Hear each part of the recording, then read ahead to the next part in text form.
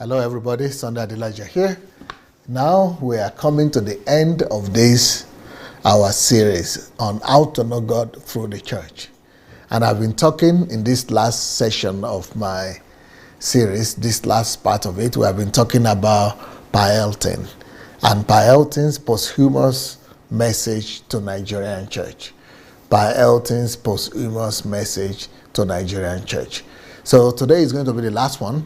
And I think today's message is the most important message this man of God had left to Nigeria, for Nigeria, and for the Nigerian church. So today's message is Pa Elton's most important prophecy about Nigeria. Pa Elton's most important prophecy about Nigeria. So that is what we are going to be talking about today. But before I do this, I would like us to go ahead and look at a video. I want to show a video about the life of Pa Elton. And after the video, we are going to come back to this message, Pa Elton's posthumous message to Nigerian church, Pa Elton's most important prophecy about Nigeria. Okay, let's do the video. We'll come back to the most important message he has for Nigeria and Nigerians. Sidney Granville Elton was one of the longest-serving expatriate missionaries to Nigeria from 1937 until his death in 1987, and never for once leaving the country in his final 27 years. He came to Nigeria as a denominational missionary sent by the Apostolic Church of the United Kingdom. Pa Elton, as he was fondly called, was a man who wanted Nigerians to seek and understand the will of God for themselves, as well as for Nigeria as a whole. No single individual occupies a large place in the history of the Pentecostal and charismatic movement in Nigeria as Pa Elton. He constantly urged Nigerian evangelists and missionaries forward, as he often backed up his message with heavy quantities of books, tracts, and other aids, including money. Pa Elton's decision to become a missionary to Nigeria did not come like a flash in the pan. He and his wife Hannah realized that they shared a common calling of being missionaries.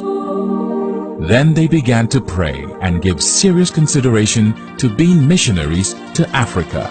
Not long after, at a meeting in their church, the Apostolic Church, a prophecy came confirming that Pa Elton was called to be a missionary to Africa.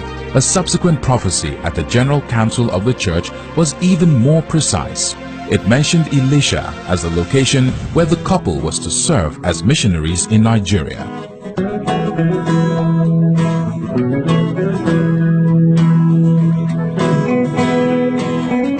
Pa Elton arrived at Elisha at the heat of a revival. At the center of the revival was Joseph Babalola. Well, he was called to be a missionary personally in the Apostolic Church. And then the prophet called him to come to Elisha. And that was in 1937. Joseph Babalola was in Elisha. The revival was still going on. So he came to Elisha and to Okioye. And there he was. There he started the work. The revival was going on, and there were many miracles and all that, but little Bible teaching. So he took on the Bible teaching as the important part of his work. And he continued in that till he became the superintendent of the Apostolic Church work in Elisha area, which included Ekiti and all that area there. In 1953, he resigned his missionary appointment and threw himself into non-denominational ministry. He gradually became the prophetic voice upon whom many scores of young Nigerians leaned for advice and inspiration. Well, he was in the Apostolic Church, working as an apostolic missionary. Then revival came in 1952, the Lateran revival from America. So he resigned from the Apostolic Church and became independent. That's how he got in touch with so many other missionaries and pastors. and it became World Christian Crusade. That was the name he used. And we got other missionaries in from America, and the main work was to go around conducting revival, interdenominational revival in many parts of Nigeria. That's what he went on doing. Then he settled down to training evangelists and sending them out. To list those heavily impacted by the personal counsel of Pa Elton during the 20-year period from the mid-1960s to the mid-1980s would constitute a veritable who's who among older leaders in today's Nigerian Pentecostal movement. The late Archbishop Benson Idahosa, Pastor E.A. Adeboye, and Bishop Francis Waleoke were perhaps near the top of the list of those most profoundly impacted by Pa Elton.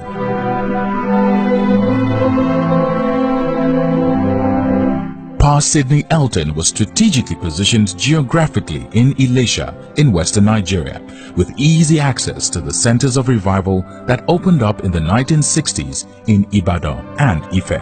He traveled incessantly almost to the end of his life, including scores of foray into eastern Nigeria and northern Nigeria. He gradually positioned himself as the largest supplier of tracts, books, and other literature promoting the Pentecostal message. Pastor S.G. Elton exercised apostolic and prophetic oversight over the youths in Nigeria. When the federal government announced the National Youth Service Corps (NYSC) program as a compulsory one-year service for all fresh graduates in states other than their own places of origin, many university students fought and kicked against it. But with the prophetic insight, Elton explained to the Christian community, especially to the university undergraduates, that the NYSC program was God's way of using Christian graduates to spread the gospel to all nooks and crannies of Nigeria.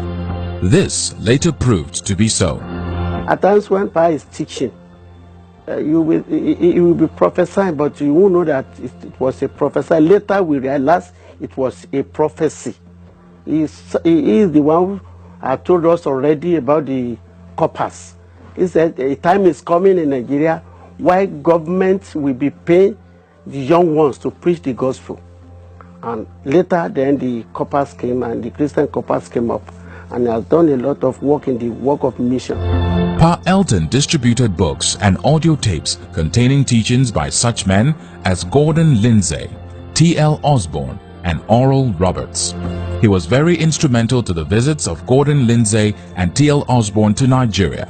T.L. Osborne held very successful crusades in places like Ibadan in 1957, Enugu and Benin in the early 1970s. He was in touch with T.L. Osborne, who was interested in the unreached areas, and my father trained evangelists to go to unreached areas in Nigeria. Now Pa Elton was a man who has interest in the move of God. I could remember in 1974 when T.L. Osborne came to Nigeria. He made us to be involved in that crusade together with late Archbishop Idahosa of Benin. Pa has taught us a lot. A lot of people always comes to him for counseling. Many Christians who have become famous today in the works of the Lord, they always comes to him for counseling. I could remember Idahosa always comes to him for counseling, and he always goes to Benin, he always goes to Onitsha, he always goes to Kaduna, Kano, even in the universities in the southwest. Then Pa was always there, and he came across a lot of those who are being in the forefront of the gospel today. In the Pentecost move of Nigeria, Pa Elton cannot be overemphasized. He has done a lot of things concerning even is the one who opened our eyes to the fruits and the gifts of the Spirit and the move of the Holy Spirit. He has a lot of teaching us, and God has used him tremendously. After 50 years of a remarkable missionary work in Nigeria, Pa Elton passed on in 1987 and was buried in the city of Elisha alongside his wife Hannah.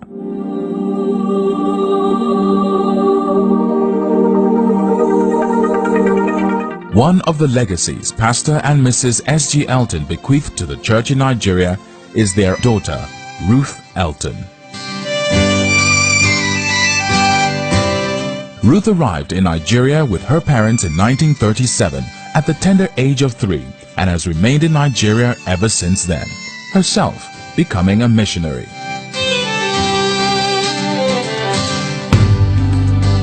Came to Nigeria in 1937 when I was not up to 3 years old, and came with my parents who were missionaries. So I have been in Nigeria most of the time since. I am now a Nigerian. I have Nigerian citizenship. So I have been a missionary for over 50 years, and now I am sort of retired to Elisha, having been in Kogi State for most of the time. The life and work of Pa Sidney Elton has indeed left a formative and indelible mark on Nigerian Pentecostalism. If ever any human vessel could be given the credit of mentoring the charismatic revival and movement, it was he. Today, WAFBEC honors a man whose passion and work continues to impact the lives of many. Today, we honor Sidney Granville Elton.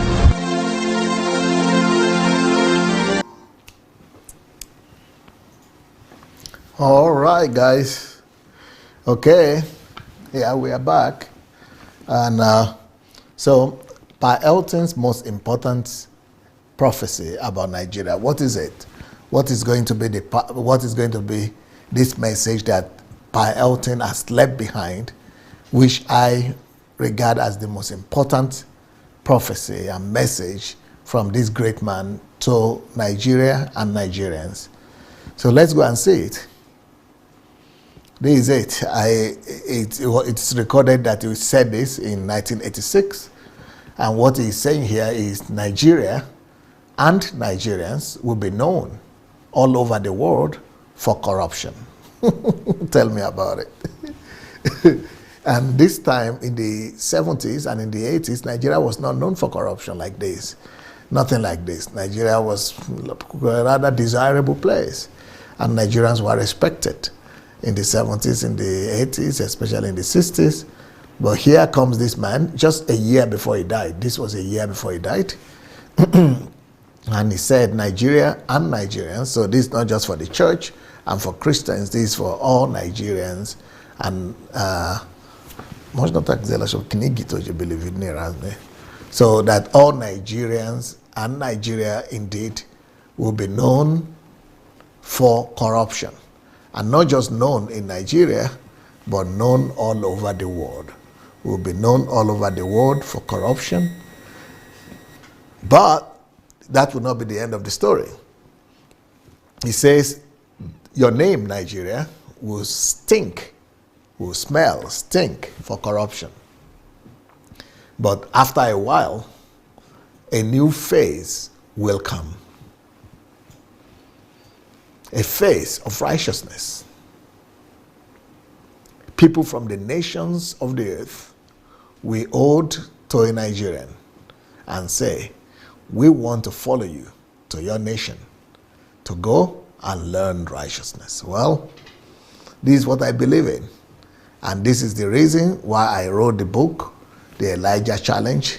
And this is the reason why I gave the Elijah Challenge. And this is also one of the reasons why I'm doing this series that I'm doing.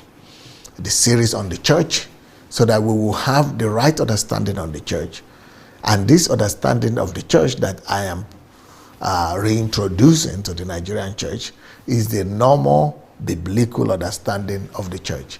And even Pa Elton himself had this view of the church before he passed on. And the church is not number one. Number one is the kingdom. And that's why I wrote a book about the kingdom first. So I wrote this book, Kingdom First, to affirm this same teaching that Pa Elton gave. Kingdom first, church second. Kingdom first, church second. So if you want to know the values of Pa Elton, you need to look for this book, Kingdom First, Church Second. These are the kind of things he believed in. And then the Elijah Challenge, if you want to know how he behaved, what he believed in, go and search for the other book, the Elijah Challenge. And thirdly, there is another book, The Plague of Silence. This is something that you cannot blame or accuse Pa Elton of lacking. He was always speaking out his mind. Pa Elton was not plagued with silence, and he tried his best to make sure that that plague of silence was broken over the Nigerian church. So, and today, that plague is covering us like crazy, like no man's business. Now we need to take it to be our own fight, and we need to fight to remove this plague of silence over ourselves. So let's go back to that prophecy again. Nigeria and Nigerians will be known all over the world. Nada menyat vremenami knegi ya budu peat mena primana gavariti this. Nigeria and Nigerians will be known all over the world for corruption. Your name, Nigeria, will stink for corruption. We already know that that's what is happening right now. Unfortunately, that prophecy came to pass. But after a while, a new phase will come. Now, when we're talking about a new phase, usually Christians will just believe they'll wake up in the morning and a new phase will come. And people will begin to desire to be with us. Righteousness will be everywhere. No, it doesn't happen like that. God has to raise people. There are things that must be done. There are people God that will raise up, that will shine, that will spearhead the change. Change doesn't come by itself. Everything remains static the way it is until somebody comes and put pressure on it.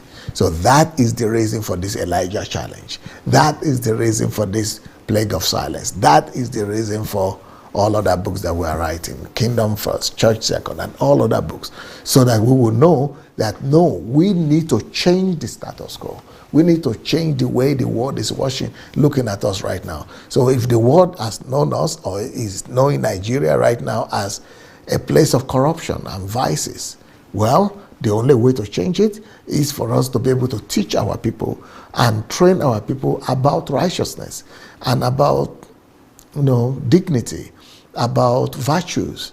So that's why if you look at my books, you will see all of them are all about virtues.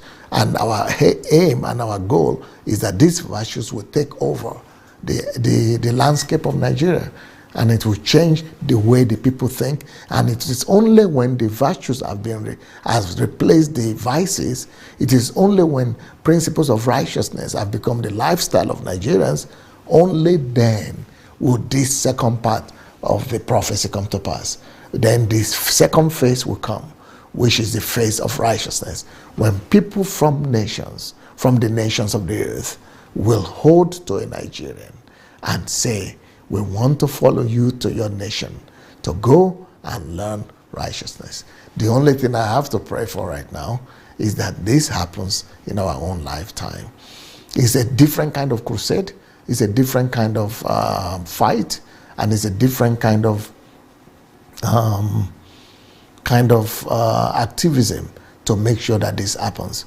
But we are going to do our best, and we are going to hope that in our lifetime, Nigeria will become known as the land of righteousness. And if it's not going to be in our lifetime, we will have triggered a move and a movement that will lead to it happening. And but if nobody triggers it, if nobody puts in the effort to change things, to make sure that things change, things might never change. So unfortunately, our generation, we are still living under that shame of Nigeria being known as corrupt people. And it is our duty to also change it and make sure that our people become a virtuous people. And so this is what I personally think to be the most important prophecy of Pa Elton about Nigeria. This is what I think is the most important prophecy of Pa Elton about Nigeria. This, and also his posthumous message to Nigerian church and to Nigerians in general. So this will be the end of this series, the church series, How to Know God Through the Church. And I think since I'm a Nigerian, I'm passionate about Nigeria and Nigerian church. And I think it is a great way to finish this series, especially talking about another man that was not just passionate about the Nigerian church, but that gave his life for the Nigerian church. So if you have not yet registered for our mentorship program, go ahead and do it. Go to sundaythelagerblog.com/mentorship. If you want to join our Nigerian project, go to sundaythelagerblog.com as well /Nigeria. If you want to be receiving our messages, you can send your WhatsApp number to our WhatsApp number, and we'll be sending you our messages free of charge to you on daily basis. And our WhatsApp number is +38 098 596 3838 +38 098 596 3838. So if you send your WhatsApp number to this number, and we will be able to get back to you and be sending to you also our messages every day for free of charge on daily basis. My books, you can get all my books on Amazon.com, and you can get them on OkadaBooks.com as well. Or you could write to my office if you want to buy many in different books in bulk. You could write to dsasbooks@gmail.com. dsasbooks@gmail.com. So that will be it for now, and I hope that this revolutionary series on the church and how to know God through the church has been a blessing and a help to you. Thank you so much. Peace. If you have been watching our videos and maybe you enjoy them, maybe you don't enjoy them, but still we need you to help us spread the word. And for that to happen, we only need you to take 5 little steps. Please help us spread this word by liking the video. Then, if you have not yet subscribed to our channel, please go ahead and subscribe to the channel. We also need you to press the notification button, and the way to do that is to click on the bell. You see the bell there? Click on it. Then, of course, leave your comments. Let's know what you're thinking about each video. And finally, we need you to go and share the word. Share this video on your Facebook timeline, on your Instagram, and every other platform that you have. All right? Let's win the world for Christ. Thank you so much. Peace.